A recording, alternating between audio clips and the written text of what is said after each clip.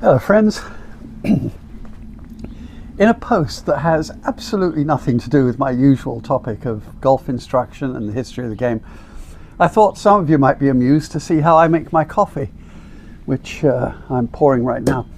And I roast my own, so you can buy green beans online. I get these from Smoking Beans, and these are from Ethiopia. They're called Yirgacheffe, and that's actually the place where coffee originated. I take a half a cup, because it seems to be about the right amount, and put it in a popcorn popper, which I got for $4 at the Goodwill store some years ago. I'm sure it's a bit more money now. And then set it going.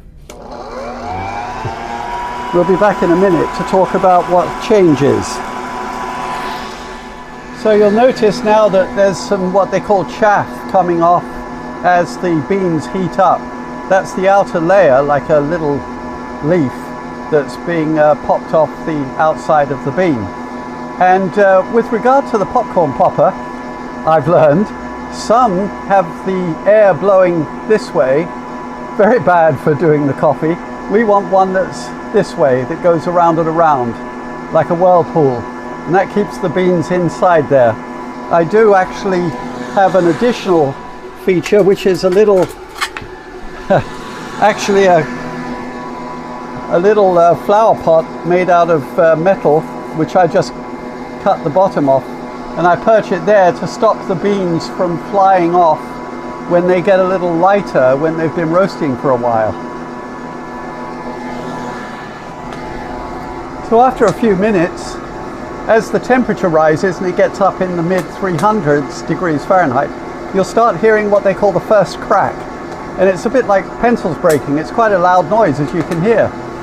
There are two cracks. This one will eventually subside, and then we wait a little longer, and then there's the second crack, which is a much tinier sound, like bubble wrap being pinched. And where you stop roasting is what gives you the different roasts, medium roast, all the way past the second crack to espresso, that kind of stuff. It's all to do with temperature. So that's the first crack. So now we're getting to the second crack, and I'm going to stop it now because that gives me the roast that I like. You can just start to hear the little bubble wrap pinches, and that's the end for me.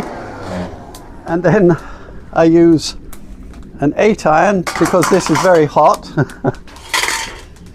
and then pour it into a skillet. Now you may have thought that the skillet was there to roast, but it's not. It's just to cool them fairly quickly. This absorbs the heat very fast. And then you keep them for about 24 hours before you use them, because they have to degas. And lovely. I'm sure the neighbors can smell this. And that's how I make my coffee. Cheers.